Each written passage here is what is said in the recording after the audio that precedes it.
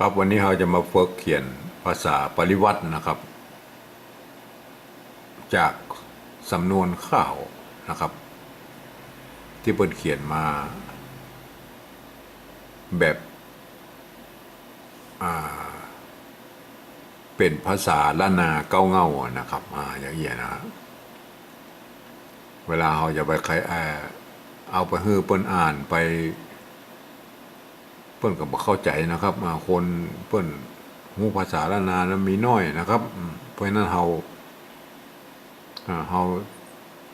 จึงต้องปฏิวัตินะครับปฏิวัติภาษาออกมานะครับก็คือยืมเอาอักษรไทยนะครับมาเขียนนะครับด้วยหลายวิธีการนะครับในปี28นั่นเปิ้นก็แบ่งออกเป็น3แบบนะครับก็คือแบบที่1นะครับก็ยืมเอาอักษรไทยนะครับมาทดแทนมาปรับเทียบนะครับมาแล้วก็ประกอบคำขึ้นมาก็คล้ายๆภาษาไทยเหมือนกันนะครับมาแบบเดียวกันแต่ต้องเอามาทุกอักษรทุกวรรณยุกต์ทุกเครื่องหมายนะครับมันจะต้องเอามาหมดนะฮะมันจะใจเพื่อนจะใจในการแปลลักษิลาจารึกหรือเอกสารสำคัญในโบราณนะครับสำหรับแบบที่2เนี่ยที่เราใจกันทุกวันนี่นะครับก็คือแบบที่2นี่นะครับแบบที่2นี่ก็หลักการก็คล้ายๆกับแบบที่1นะครับแต่เราจะเอามาบ่หมดนะครับเอาพอให้อ่านหูเรื่องนะครับเรามาดูเลยนะครับห่วงจุ้ยนะครับห่วงจุ้ยห่วงตัวห้านะครับห้าตัวห้านะครับตัวนี้ฮะเอาฮอนุหูมาแทนนะครับห่วงนะครับห่วงห่วงจุ้ยนะครับจุ้ยห่วงจุ้ยหรือห่วงจุ้ยนะครับอันนี้ออกเสียงโทพิเศษนะครับถ้าเป็นห่วงจุ้ยหรอครับห่วงจุ้ยห่วงจุ้ยมันเสียงตีนะครับห่วงจุ้ยก็ต้องเอาตัวจ้าเขียนนะครับอย่างนี้นะครับห่วงจุ้ยนะครับ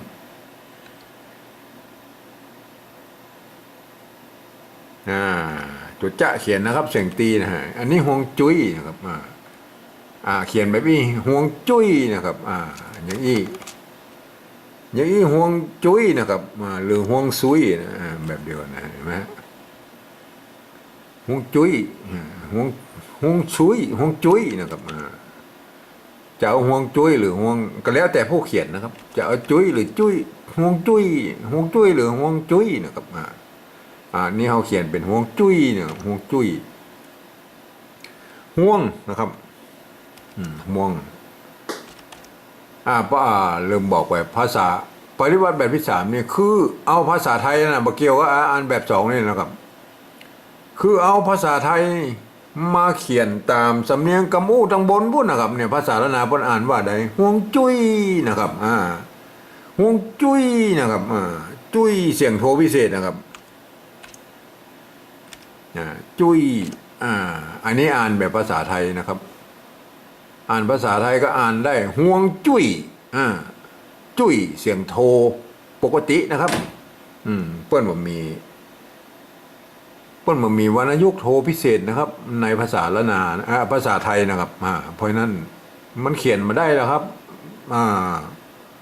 เขียนมาได้เสียงโทพิเศษเขียนมาได้แล้วครับแต่อย่างว่านะเราต้องดัดแปลงนะคือผมต้องเอาจุดมาประดับไว้อย่างอี้นะครับดัดแปลงนะครับเพราะฉะนั้นมันเขียนมาได้ครับมันเขียนมาได้เพราะเปิ้ลมีวรรณยุกต์โทพิเศษขึ้นนะครับผมก็เอาจุดมาประดับไว้นะครับเพื่อหูไว้ว่านี่ต้องถ้าเป็นแบบปฏิวัติแบบ3นี่ต้องเจอแบบนี้ต้องอ่านออกเสียงโทพิเศษนะครับจุ้ยนะครับแล้วก็ท่านอาจจะสงสัยว่าอย่างนี้ยังอ่านได้จุ้ยนะครับอันนี้คือตัวจะนะครับ อันนี้คือตัวจะนะครับคือปรับเทียบมาเป็นตัวจะนะครับยืมตัวจอจานมาเทียบเป็นตัวนี้นะครับตัวจะนี่นะครับเพราะฉะนั้นอันนี้มันเป็นอักษรในนี่เป็นอักษรละนานะครับก็ต้องอ่านห่วงจุ้ยจอยเปิ้นบนปุ่นได้นะครับแต่ทั้งรูปนี่อ่านมาได้นะครับเพราะว่าเอาภาษาไทยมาเขียนอ่านแบบไทยเขียนแบบไทยนะครับเพราะฉะนั้นมันจะต้องมีการดัดแปลงนะครับเพราะว่า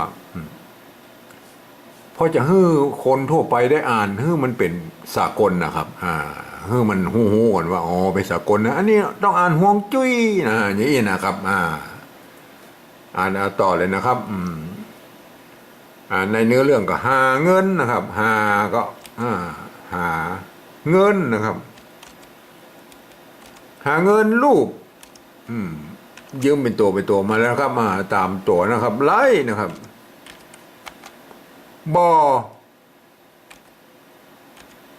บ่ใจนะครับใจอันนี้มาแล้วครับบ่ใจนะครับเดี๋ยวภาษาก้อยอธิบายให้ฟังบ่ใจเรื่องหวานนะครับ เรื่องหวานมีก้าเห็นไหมมีก้า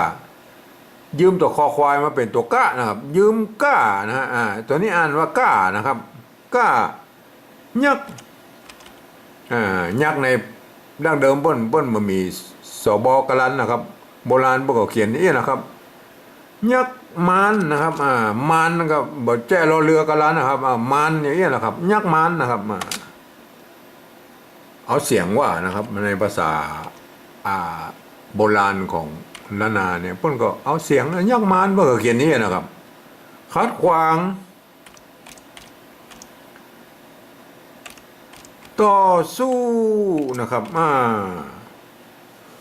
อันนี้เนี่ยมาปริวัติเป็นภาษาปริวัติแบบที่3แล้วนะครับก็คือตามสำเนียงคำอู้นะครับสีแดงๆนี่ภาษาปริวัติแบบที่2นี่เอาไว้ให้คนที่เปิ้นฮู้ภาษาละนาอ่านนะครับคนที่บ่ฮู้ภาษาละนาอ่านมาได้นะครับภาษาสำเนียงอย่าผิดเพี้ยนไปหมดนะครับคนที่บ่ฮู้ภาษาละนาเป็นคนทั่วไปนะครับเป็นฝรั่งมาฆ่าเป็นคนไทยต้องมาอ่านสีฟ้าน้ำเงินนี่นะครับหาเงินนะครับเขียนไปตามสำเนียงเขียนฟังสำเนียงนะครับเอาภาษาไทยเขียนไปตามนั้นนะครับรูปไล่เหมือน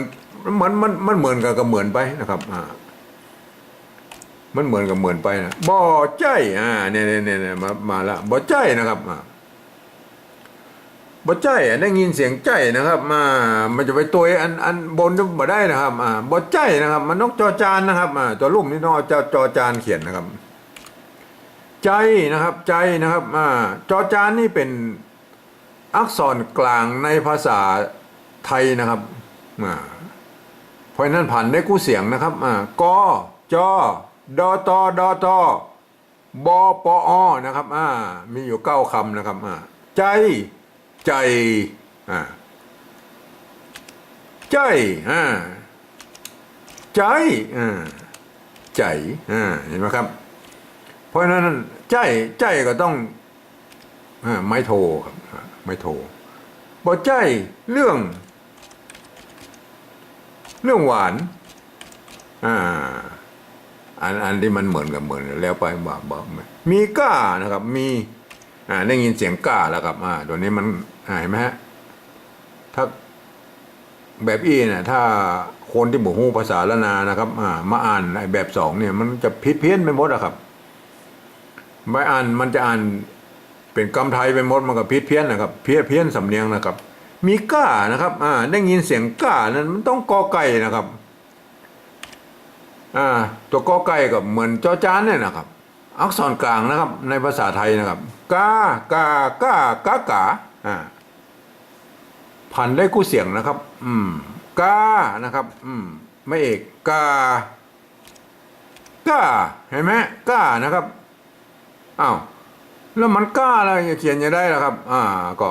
กล้ามันโทพิเศษหรอครับโทพิเศษก็ใส่จุดเดียวกันอย่างนี้นะกล้าเห็นไหมกล้าแข่งนะอย่างนี้กล้า ก้าของก้าละกาละก้าก้ายักษ์มานยักษ์ยักษ์นะครับยักษ์ยักษ์นี่มันเป็นภาษาไทยแล้วครับเพราะนั่นจะเขียนอย่างใดก็ได้นะครับอย่างนี้อย่างนี้ก็ได้นะครับยักษ์เขียนให้มันหูว่าเป็นยักษ์ยักษ์มานนะครับมานมานเขียนอย่างนี้ก็ได้นะครับภาษาไทยนะครับเขาบอกเกี่ยวกับแบบที่สองเลยนะครับฟังนะครับฟังว่ามีก็ยักษ์มานยักษ์มานก็เขียนอย่างนี้นะครับยักษ์มานนะครับขัดขวางอันนี้มันขัดนะครับมันขัดเสียงเอกนะครับอ่านแบบไทยนะมันขัดนะครับมันต้องใส่ไม้จัตวาอันนี้สงสัยมาแล้วว่าอันนี้มันอย่ามาใส่ไม้จัตวาหรอครับอันนี้มันตัวขะนะครับป้นอ่านแบบทางบนปุ้นนะครับมันไส้ในมันเป็นอันนี้มันเป็นตัวขะนะครับเพราะฉะนั้นนี่ต้องอ่านคัดโดยเบิ้ลบนปุ้นนะครับคัดขวางนะครับขวางทั้งลมนะขวางนี่ขวางแล้วขวางกับขวางต่อสู้นะครับสู้เสียงโทพิเศษแล้วครับสู้เสียงโทพิเศษนะครับเมื่อเสียงโทพิเศษแล้วปั๊บเนี่ยมันบ่มีวรรณยุกต์นะครับมันมีวรรณยุกต์โทพิเศษนะครับในภาษาไทยนะผมถึงเอาจดประดับไว้นะครับหูไว้ว่าอ้อกำนี้ต้องอ่านออกเสียงโทพิเศษนะครับอย่างเงี้ยนะครับแวดเอามาตามตัวนะครับแวดง่อนแก่นตาตำห้าเต็มตู้ไว้เป็นคู่ตัวนี้อ่านตัวกะละโฮงเนี่ยนะครับอ่านคอนะเสียงคอนะครับเป็นครูนะครับไม่ใช่เป็นครูนะไม่ใช่นะฮะเป็นครูบอกทิศนะครับบอกทิศหรือบอกติดบอกติดบอกติดเหนือติดใต้ติดเดิมมันเป็นติดนะครับประเดี๋ยวนี่มันเป็นทิศตัวนี้จะสะกดด้วยตัวสะสอเสือสอบอหรือสอคอได้หมดนะครับก็แล้วแต่ชอบนะครับเพราะก็เห็นป้นใจกันหมดนะครับกูอ่านนะครับแวดง่อนอันนี้ภาษากมูภาษาไทยมาเขียนนะครับไปวาดแบบสามนะครับแวดง่อนแกนเหมือนกันก่อนแล้วไปนะครับแกนตาเล่นฟังเสียงข้างบนแล้วก็เอาภาษาไทยสะกดนะครับโดยคำนึงถึงว่าคนทั่วไปได้อ่านออกมาแล้วมันสำเนียงมันเหมือนล้านนานะครับตำห้าอันนี้มันตำนะครับตำเนี่ยได้ตำก็ใส่มัจจตวาเลยตำห้านะครับห้านะครับตำห้าได้ยินเสียงห้าหอนหูบเลยเต็มนะครับเต็มนะอันนี้มันเต็มนะครับอันนี้มันเต็มนะครับอันนี้ตานะฮะโทษทีตาแก่นตานะครับแว่นงอนแก่นตานะเต็มนะครับเต็มก็ใส่มัจจตวาเต็มตู้เสียงโทพิเศษนะครับตู้นะตามสไตล์ผมเอาจุดประดับไว้นะครับอย่างเงี้ยนะครับไผ่เอาไปใจก็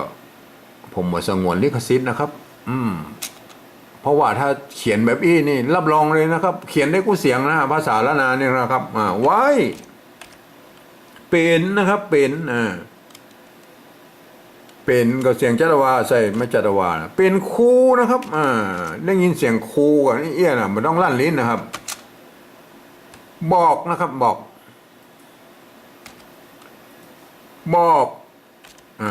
นี่มันบอกติดติดหรือทิศก็แล้วแต่นะครับมันจะเป็นทิศหรือติดเอาปัจจุบันก็ได้กับทิศนะครับ อ่าใจสอคออย่างนี้ก็ได้นะครับเพราะมันเฮาหมอถือว่าบ่ได้หันแบบสองเปิ้นหรือแบบสามเฮามาหันนะครับเฮารับตารับหูรับตาเอาภาษาไทยเขียนนะบอกทิศนะครับรับหูรับตาไปเลยนะเขียนฟังแต่เสียงอย่างเดียวนะภาษาไทยเพิ่นเขียนได้ก็เขียนนั่นนะครับอันไหนที่เขียนมาได้อย่างตู้เสียงโทรพิเศษเฮาก็ดัดแปลงเอาจุดประดับไว้นะครับอันนี้คือคนอื่นป้นบ่เขียนก็บ่เป็นอย่างนะครับ มันบ่เป็นอย่างนะเพราะว่าอันนี้มันเป็นสไตล์ของผมเขียนอย่างนี้นะครับใต้นะครับใต้เสียงโทรพิเศษนะครับใต้ใต้ก็เอาจุดประดับไว้นะใต้มันใต้นะครับถ้ามันมีจุดนี่เราคนทั่วไปก็อ่านว่าใต้นะครับเสียงโทรปกตินะครับใต้นะครับใต้ตกนะครับอันนี้มันตกนะครับตกเสียงเอกนะตกภาษาเหนือมันต้องตกนะครับตกออกเอาโทษทีอันนี้มันแบบสองโทษทีมันต้องไปใส่เพื่อนนะครับมันต้องไปยุ่งเพื่อนนะครับ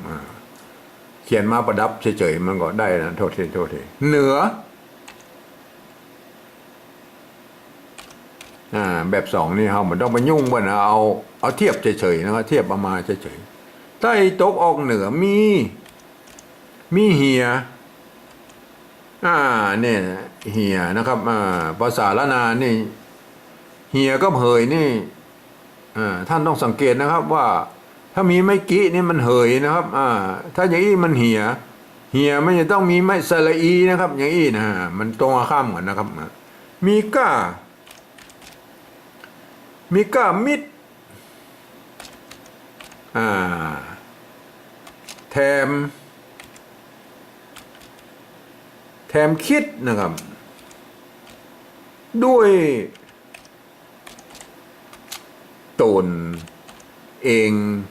เห็นไหมอันนี้มันต้อง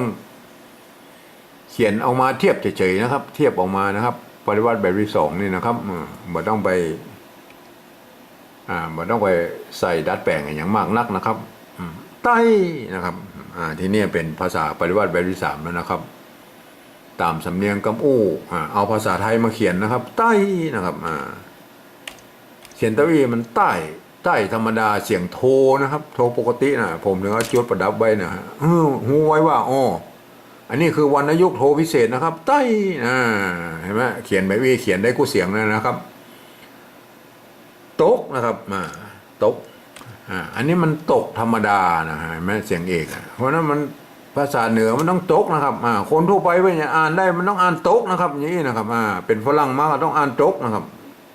ออกเหนือมีเหียก้านะครับได้ยินเสียงก้าแล้วนะครับเห็นไหมก้าต้องเอากอไก่เขียนนะครับกานะครับกา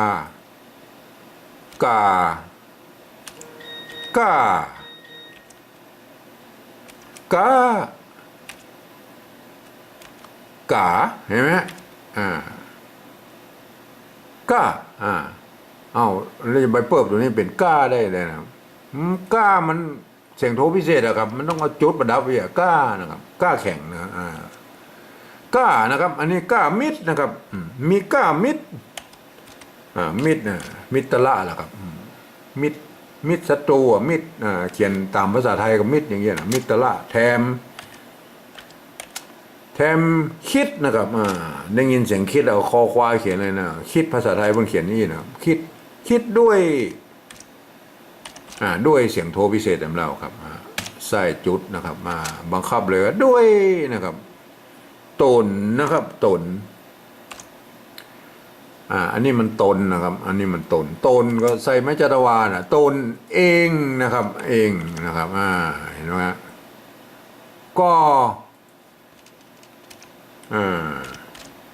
ก็ยังลุกล้มเหี่ยวยมตัว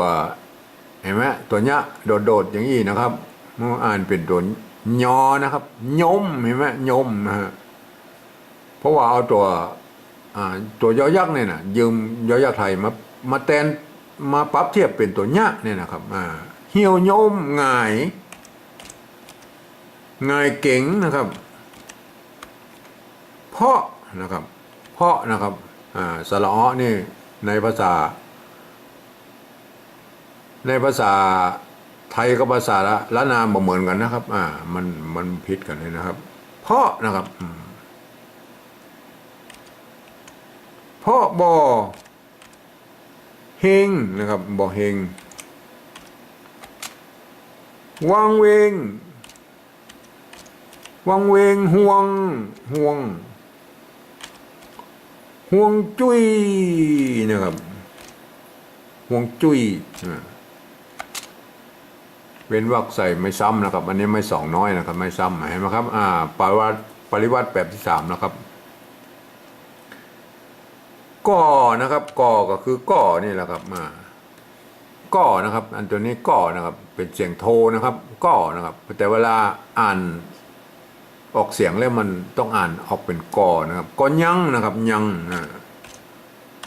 ก่อยังลุกโล้มเหี่ยวยมหงายเก่งเห็นไหมอันนี้มันเก่งนะครับเก่งง่ายเก่งนะครับเก่งเก่งใส่ไม้จัตวาพวกนี้นะครับเพราะนะครับได้ยินเสียงเพราะแล้วนะเอาตัวพอพานเขียนก็ได้นะครับถ้าเอาตัวรอเรือมาก้ำนี่มันจะเปลี่ยนเพราะอย่างนั้นมาบัตรไซนะมาใส่เพราะสำนวนล้านนาแล้วก็ป้นบ่ชอบลั่นลิ้นนะครับลั่นก็ได้เหมือนกันนะแต่บ่ชอบลั่นนะบ่เฮงนะครับบ่เฮงวังเวงห่วงจุ้ยเสียงโทพิเศษนะจุ้ยนะครับจุ้ยเสียงโทพิเศษนะครับใส่จุดประดับไว้นะให้หูว่านี่เสียงโทพิเศษนะอย่างนี้นะครับคนทั่วไปไปอย่าอ่านได้บังคับนะครับบังคับให้มันเป็นเสียงสำเนียงละนานะครับครับวันนี้มันเป็นข้าว4 บาทนะครับมันก็จะเป็นจ้อยปกติวิงวอนนะครับในข้าว4 บาทนี่นะก็จ้อยแบบวิงวอนก็จะเพาะที่สุดนะครับไปธรรมดานะครับไปธรรมดานะครับห่วงจุ้ยนะหาเงินลูบไหลบ่ใจเรื่องหวานมีกายักมานคัดขวางต่อสู้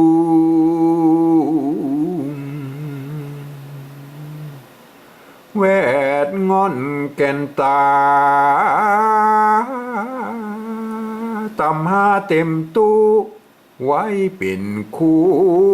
บอกทิศใต้ตกออกเหนือมีเหียกามิดแถมคิดด้วยตนเองก่อนยังลุกล้มเหี่ยวโยมหายเก่งเพราะบ่เฮงวังเวงห่วงจุยวังเวงห่วงจุยครับก็เป็นจะนี้แหละ